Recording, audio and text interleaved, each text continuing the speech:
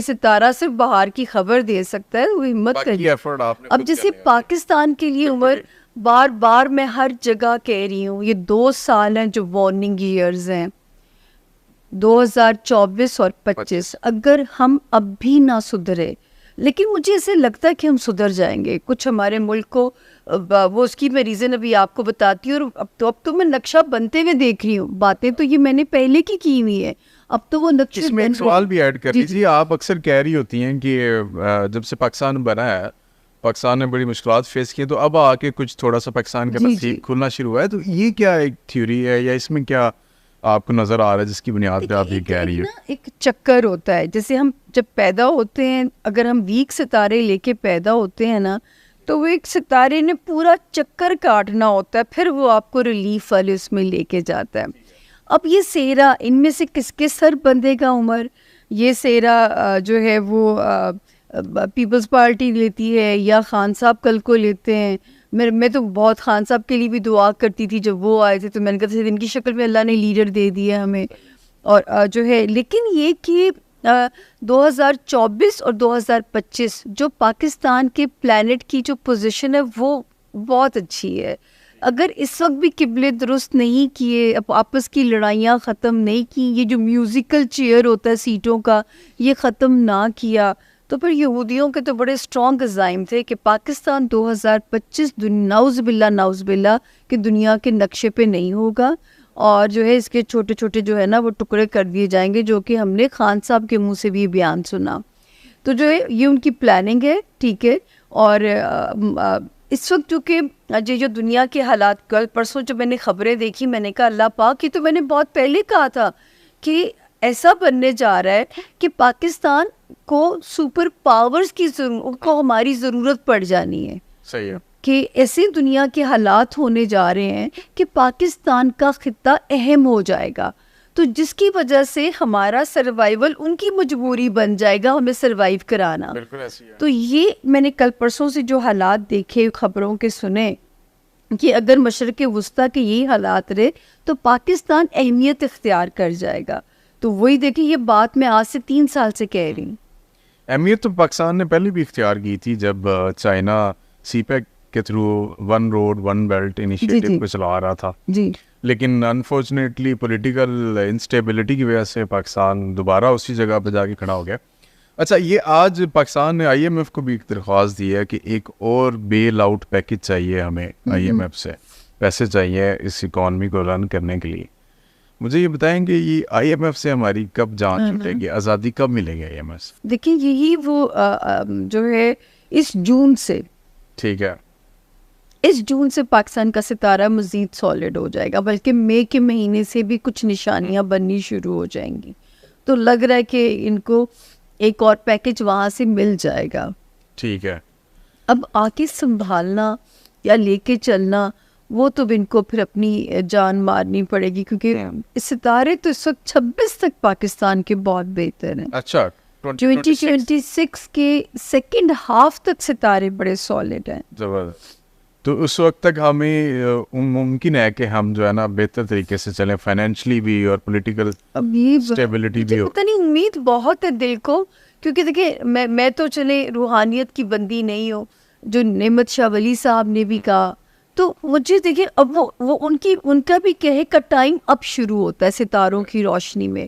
اور جب 2020 سے میرے ساتھ اسٹرالوجرز بیٹھے ہوتے تھے, وہ کیونکہ پرو پارٹیز ہوتے ہیں, تو وہ کہتے تھے زمین خزانے اگلے گی, آسمان سے سونا برسے گا. اور تب مجھے بھی یاد ہے کہ میں کہتی تھی اللہ کرے میں غلط ثابت ہو جاؤں, مجھے اندھیرے نظر آتے ہیں, مجھے کرفیو نظر آتا ہے, مجھے نہیں پتا تھا کہ وہ کورونا کی شکل میں اٹیک ہوگا.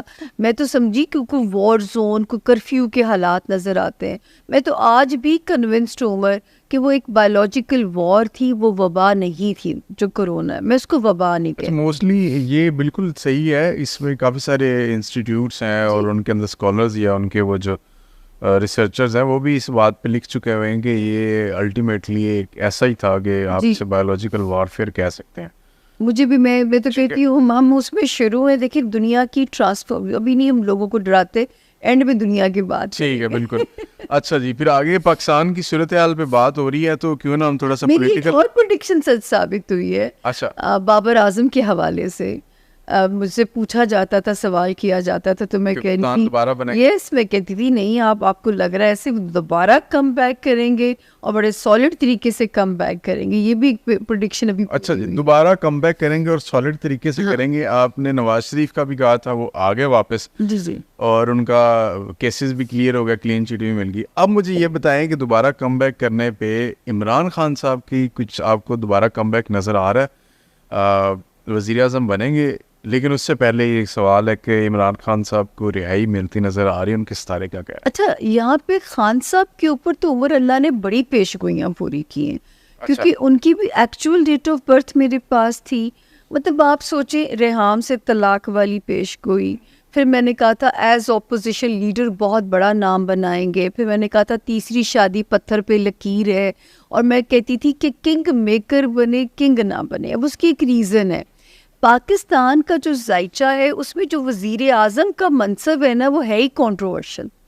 اور آج تک دیکھیے کہ جتنے بھی وزیر اعظم بنے ہیں یا نااہل ثابت ہو جاتے ہیں یا کر دیے جاتے ہیں, یا ٹرم پوری نہیں کرتے, ٹھیک ہے نا. اور صدر جو ہوتا ہے وہ 21 توپوں کی سلامی لے کے رخصت ہوتا ہے. مطلب تھرو آؤٹ صدر عارف الوی کا مقدر دیکھیں کہ وہ 21 توپوں کی سلامی, صدر زرداری 21 توپوں کی.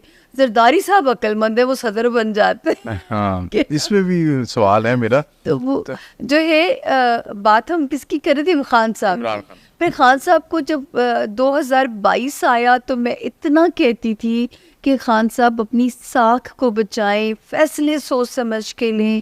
مارچ تک مجھے لگتا ہے حکومت کا تختہ جو ہے وہ دھڑن تختہ ہو چکا ہوگا. یہ جو ہومیوپیتھک اپوزیشن ہے یہ اسٹرانگ ہو جائے گی, اور یہ جو پی ڈی ایم تھی, میں اس کو ہومیوپیتھک اپوزیشن کہتی تھی, اور وہ اتنی اسٹرانگ ہوئی کہ اسے اتنا ٹف ٹائم دیا. پھر میں کہتی تھی خان صاحب کو کہ مدت بائی ہک کر بائی کروک پوری کرنے کے چکر میں ان کو آگے عدت نہ کاٹنی پڑے. پھر ایک ورڈ میں یوز کرتی تھی کہ مجھے خان صاحب آئسولیشن میں نظر آتے ہیں. اچھا اب عمر, وہ آئسولیشن دیکھیے اللہ نے محدود سا علم دی ہے نا, میں وہ آئسولیشن بتا نہیں سکتی تھی کہ وہ اللہ نہ کرے. اور میں ابھی بھی آپ کو کہوں کہ ان کے پیار کرنے والوں کو کہ یہ جو اندر ہیں یہ محفوظ ہیں, ورنہ دوسری خبر بھی ہو سکتی تھی. ٹھیک ہے, تو یہ اگر وہ اندر تھے تو یہ سوچے کہ محفوظ ہو گئے اس وقت میں وہ, کہ اللہ تعالیٰ ان کو انہوں نے محفوظ کر دیا اور اللہ نکال بھی لے اس میں وہاں سے. اچھا, پھر ایک پیش گوئی کی کہ 20 مارچ کے بعد خان کو ریلیف ملنا شروع ہوگا. اس کا بار بار ذکر ہو رہا ہے آج کل. بالکل, میں نے پوڈ کاسٹ سنا تھا. اور حالانکہ میں نے سن رہی تھی کہ جی جو لوگ کہتے تھے, وہ انڈین بھی کہتے تھے وہ آئیں گے الیکشن لڑیں گے, میں کہتی تھی مجھے 20 مارچ کے بعد ریلیف نظر آتا ہے, وہ بھی کسی ڈیل کی شکل میں.